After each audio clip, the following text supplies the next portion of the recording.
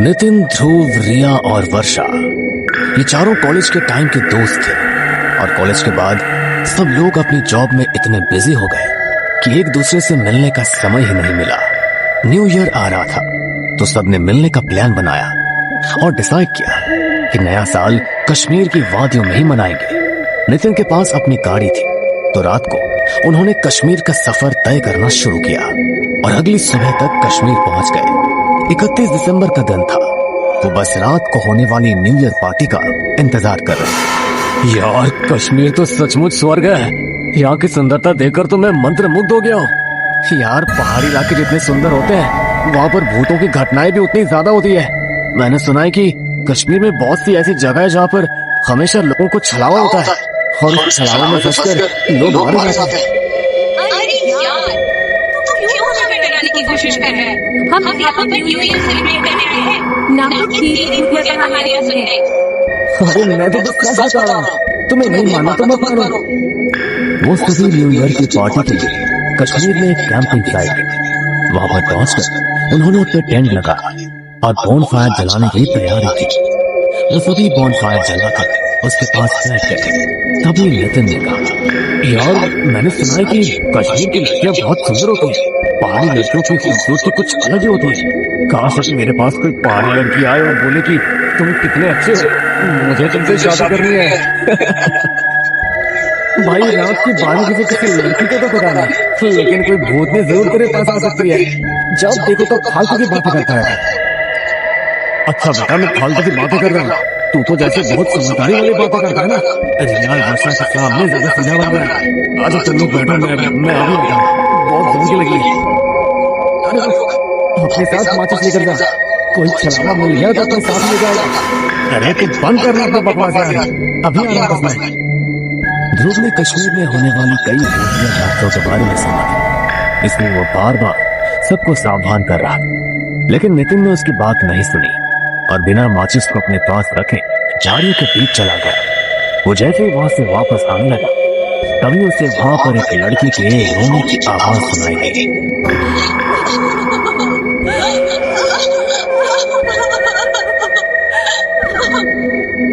तुमने इतनी रात भर लड़की के रोने की आवाज?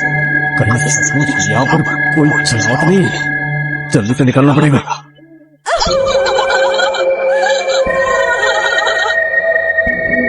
लेकिन जैसे वहां से जाने लगा उसे फिर से लड़की के रोने की आवाज सुनाई दी तो वो वहीं पर रुक गया। अरे अरे, फिर से वही आवाज। ये कोई मुसीबत नहीं।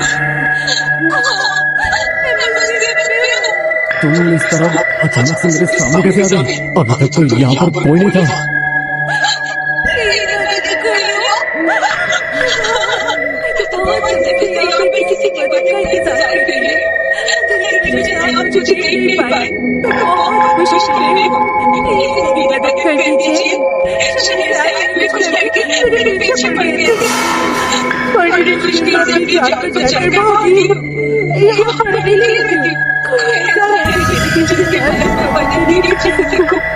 आप मुझे अकेले डाल सकते हैं, आप मेरी मदद करेंगे ना? तुम चिंता मत करो, तुम मेरे साथ चलो, तुम्हें कोई खतरा नहीं है। नितिन रास्ते भर उससे बातें करते हुए अपने दोस्तों के पास वापस आ गया। उसके दोस्तों ने उसे देखा तो हैरान हो गया। ये क्या कर रहे हो नितिन? मैं तो तुमसे इसे मिलवाना ही भूल गया। ये मेरे रास्ते में मिली। अरे कौन मिली? कोई भी तो नहीं है यहाँ पर। क्या? नितिन ने मुड़कर दूसरी तरफ देखा तो वहां पर कोई भी नहीं था। उसके पैरों तले से जमीन खिसक गई। अभी तक जिस लड़की से वो बातें कर रहा था अचानक उसकी आंखों के सामने से वो कहाँ गायब हो गई। अरे इस तरह भूत बनकर क्यों खड़ा हो गया? बताना क्या हुआ?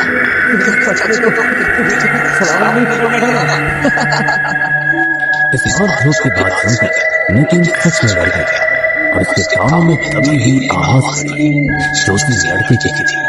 तो तुम समझ ही गए होगे कि मैं कौन हूँ। चलोगे ना मेरे साथ? यहाँ जैसे नितिन के कान में पड़ी तो वो अचानक बौखला रहा और वही लड़की अचानक से उसे खींच ली। जैसे सबने देखा तो वो बहुत ही भयानक थी। वो नितिन को खींचते हुए झाड़ियों की तरफ लेकर जा रहा है। तभी रिया ने अपना दिमाग लगाया और बॉनफायर में जल रही एक लकड़ी को उठाकर उसके ऊपर फेंक दिया। तो उसकी देखा देखी सभी ऐसा करने लगे। ऐसी बुरी चीजें आग से डरती है, इसलिए आग को देखकर वो वहां से गायब हो गए। तभी उन लोगों ने देर न करते हुए नितिन को उठाया और जल्दी से सब गाड़ी में बैठ गए। नितिन बुरी तरह सहम चुका था, इसलिए ध्रुव ने गाड़ी स्टार्ट की और वो वहां से निकल गए। जल्दी गाड़ी बढ़ाओ, हमें जल्दी हमारे रास्ते से निकलना होगा। अगर रास्ते में हमें कोई और चलावा गया तो हम मारे जाएंगे। अरे भगवान के लिए इनका नाम लो, मुझे पहले बहुत डर लग रहा है बस भगवान का नाम लेते रहो और दुआ करो कि हम यहाँ से सही सलामत अपने घर पहुंच जाए। गाड़ी में सब तैयार कर रहे थे, जो फुल स्पीड में गाड़ी भगा रहा था। तभी अचानक उसकी गाड़ी के सामने वही लड़की अपना खड़ी गई और उसका चेहरा देखते ही देखते बहुत भयानक हो गया। उसे गाड़ी के सामने देखकर ध्रुव अचानक बौखला गया और गाड़ी का बैलेंस बिगड़ गया। गाड़ी जाकर सामने के पेड़ में टकराने ही वाली थी, लेकिन ध्रुव ने थोड़ी हिम्मत की और अचानक गाड़ी को ब्रेक लगा दिया। ये तो सबको मार देगा। फिर से मेरी गाड़ी के सामने आएगी, उसे देखकर मैं हबड़ा गया। वो लड़की आगे को हम पीछे है, तो इसका मतलब यही है कि हम लोग अगर पीछे चलावे फंसे हुए हैं। वो लड़की जिसके चलावे कैसे सिखा रही है? वो कोई लड़की नहीं है वर्षा, ये छलावा है। वो जो चाहे ऐसा ले सकती है, इसलिए हमें बहुत सावधान रहना होगा। ध्रुव, तुम जल्दी से गाड़ी स्टार्ट करो और अगर इस बार कोई भी गाड़ी के सामने आए तो गाड़ी ना तो रोकना और ना ही हड़बड़ाना, बस गाड़ी आगे बढ़ा देना। ध्रुव ने अपने आप को थोड़ा समझाया और फिर से गाड़ी स्टार्ट की। इस बार उसने पहले से भी ज्यादा स्पीड से गाड़ी को भगाना शुरू किया। तभी अचानक से रिया की नजर गाड़ी के रियर मिरर पर पड़ी तो उसके होश उड़ गए, क्योंकि नितिन की आंखें पूरी तरह लाल हो चुकी थी और वो बड़े भयानक तरीके से गिरफ्ता हुआ रियर मिरर से उसी की तरफ देख रहा था। उसे देखकर रिया अचानक से चिल्लाया और उसके चिल्लाते ही नितिन उस पर झपट पड़ा।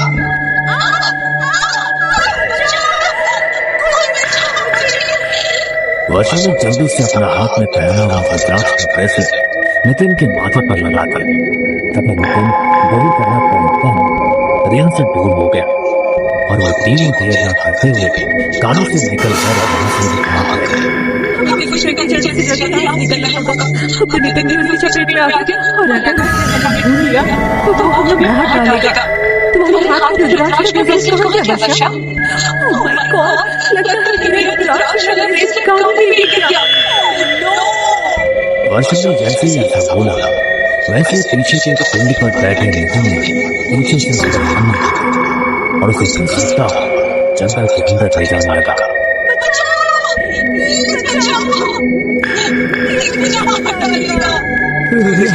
क्या तुम्हारे पास कोई धार्मिक चीज है जिससे हम वर्षा को बचा सके?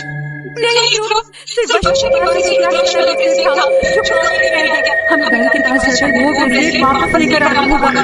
वही ब्रेसलेट हमारी रक्षा कर सकता है। लेकिन हम अगर वापस गए और नितिन ने हमें पकड़ लिया तो हम क्या करेंगे? कुछ करना पड़ेगा ध्रुव। हमारे पास ऐसी कहानी का सृष्टि ही कुछ नहीं है। अगर हमें वो ब्रेसलेट मिल गया तो कम से कम हम अपनी जान को बचा सकेंगे। दोनों ने हिम्मत की और भगवान का नाम लेते हुए गाड़ी की तरफ वापस आने लगे। थोड़ी देर बाद वो दोनों गाड़ी के पास पहुंच भी गए। तभी रिया बोली, तुम यहीं रुको ध्रुव, मैं गाड़ी से रुद्राक्ष वाला ब्रेसलेट लेकर आती हूँ। रिया जैसे ही ब्रेसलेट लेने के लिए गाड़ी का दरवाजा खोलकर गाड़ी के अंदर गए, वैसे ही गाड़ी अचानक से रुक गई। रिया ने देखा कि नितिन गाड़ी चला रहा था और उसका पूरा चेहरा किसी प्रेत की तरह भयानक हो गया था। वो जोर जोर से हंसते हुए रियर मिरर से रिया को देख रहा था। तुझे क्या लगा कि तू बच जाएगी? एक दिन ऐसा नहीं होगा। अपने दोस्तों की तरह तुझे भी अपने चपेट में ले ही लूंगा।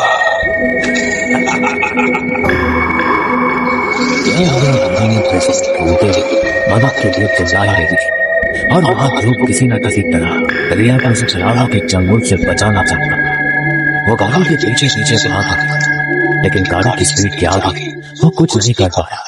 वो जानता था कि वो अब कुछ नहीं कर सकता, इसलिए वो हिम्मत हारकर अपने घुटनों पर बैठ गया और उसकी आंखों से आंसू निकल गए।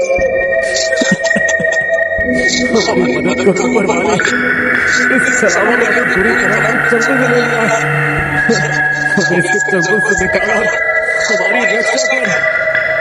चोपड़े जैसे भगवान से ये प्रार्थना की, वैसे ही उसे अपने पीछे से कुछ आवाज सुनाई। उसने पीछे मुड़कर देखा तो नागा साधुओं की एक टोली वहां से गुजर रही थी। वो जल्दी से उनके पैरों में जाकर गिर गया। मेरी मदद कीजिए बाबा, सलामत ने मेरे 3 दोस्तों को अपने कब्जे में ले लिया है, मुझे उनकी जान बचानी है, मेरी मदद कीजिए। तुम चिंता मत करो बेटा, हमसे चिंता मत करेंगे। नागा साधुओं की टोली ने अपने हाथ में भगवती ली और कुछ मंत्र पढ़ते हुए रास्ते पे भगवती के देंगे। तभी एक सीधी लकड़ी खींचती हुई बात आगे बढ़ गई। हमें इस रास्ते पर आगे बढ़ना होगा। जल्दी नागा साधुओं के साथ उस रास्ते पर बढ़ने लगा तो देखा उसका गाड़ी एक जगह बुलाकर रुक गई है। नागा साधु ने फिर से भगवती को अभिमंत्रित करके गाड़ी को छेड़ दी तो एक काला धुआं गाड़ी से निकलकर जंगल के अंदर जाकर समा गया। उन्होंने गाड़ी का गेट खोला और नितिन और रिया पर भी भगवती छिड़की और आप तीनों को अपने साथ अपने आश्रम ले गए। आपका बहुत बहुत धन्यवाद बाबा, आपकी वजह से आज हम तीनों सुरक्षित हैं, लेकिन हमारी एक दोस्त वर्षा अभी लापता है, हमें उसे ढूंढना होगा। मैं जानता हूँ बेटा कि तुम्हारी एक और दोस्त लापता है, लेकिन मुझे बड़े खेत के साथ कहना पड़ रहा है कि वो अब जिंदा नहीं है। सालों ने इसे अपनी चपेट में लेकर खत्म कर दिया। तुम उसके लिए दुआ करना कि भगवान उसकी आत्मा को मुक्ति दे। नागा साधु की बात सुनकर उन तीनों की आंखों में आंसू आ गए क्योंकि उन्होंने अपने बहुत अच्छे दोस्त को खो दिया था। नागा साधु ने दिन के समय उन्हें वहां से रवाना कर दिया। वो अपने घर तक सही सलामत पहुंच गए, लेकिन अपने दोस्त को खोने का मौला हमेशा के लिए उन सबके दिल में रह गया। उन्होंने वर्षा की मुक्ति के लिए हवन कराया ताकि उसकी आत्मा को स्वभाव से मुक्ति मिल सके, लेकिन उनके मन में हमेशा यही बात रही कि अगर वे थोड़ी और कोशिश करते तो शायद वर्षा को बचा पाते या वो लोग कभी नया साल मनाने के लिए कश्मीर गए ही ना होते। वैसे तो कश्मीर लोगों के लिए स्वर्ग है, लेकिन उन लोगों के लिए नर्क बनकर रह गया और वो लोग फिर कभी अपनी जिंदगी में कश्मीर नहीं गए। कश्मीर की वो पूरी याद हमेशा के लिए उनके दिलों में समा गई। चारों तरफ घना अंधेरा और जंगल के अलावा कुछ भी नहीं था। तभी वहां से एक लड़का जो अपने बाइक पर सवार गुजर रहा था। अचानक ही उस जंगल के बीचों बीच उसकी बाइक खराब हो जाती है। इस बाइक को भी अभी खराब होना था। इतनी रात हो रही है और यहाँ दूर दूर तक मुझे कुछ दिखाई नहीं दे रहा है। मैं यहाँ मदद मांगू तो मांगू किससे? वो लड़का ये बात बोल ही रहा था कि तभी उसे किसी के पायल की आवाज सुनाई दे दी। वो आवाज उसके कानों में इस तरह गूंज रही थी जैसे मानो वो पायल सिर्फ और सिर्फ उसे ही बुला रही है। वो लड़का भी अपनी बाइक वहीं छोड़ता है और उस पायल का पीछा करते हुए जंगल के अंदर जाता है जहाँ वो एक लड़की को बैठा करता है। उस लड़की को इस तरह सुनसान जंगल में अकेले देख वो लड़का उससे कहता है, एक्सक्यूज मी, आप इतनी रात गई इस घने जंगल में क्या कर रही है? क्या आपको नहीं लगता कि इस तरह अकेले इस जंगल में ठहरना खतरे से कभी नहीं? उस लड़के की बात सुनकर वो लड़की अब जोर जोर से हंसने लगी। उस लड़के को समझ नहीं आता कि वो इस तरह हंस क्यों रही है। वो उसे सवाल करता तभी वो लड़की की उस लड़की के चेहरे पर काफी सारे निशान और उसका चेहरा पूरा सफेद पड़ा था। उसकी आंखें काली। उसने ऐसा भयानक रूप देखकर उस लड़की की आवाज लगना डर जाता और वो वहां से उल्टे पैर भागने की कोशिश करता है, लेकिन तभी वो लड़की इतनी तेज चिल्लाती है कि उस लड़की के कान से खून बहने लगता है, मानो उसके कानों की पर्दे फट गए। वो लड़का अपनी जान बचाते हुए वहां से भागने की कोशिश करता है, लेकिन तभी वो पिशाचिनी हवा में उड़ते उसके सामने आ जाता है और उड़ते हुए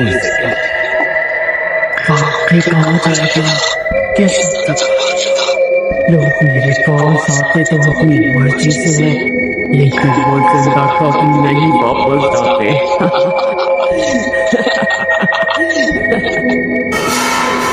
लड़का कुछ बोल पाता उससे पहले ही पिशाची ने उस लड़के के ऊपर चढ़ जाती है और अपने गहरे नुकीले दांतों को बाहर निकालकर उसके गर्दन पर झुकाकर उसका खून चूस लेती है।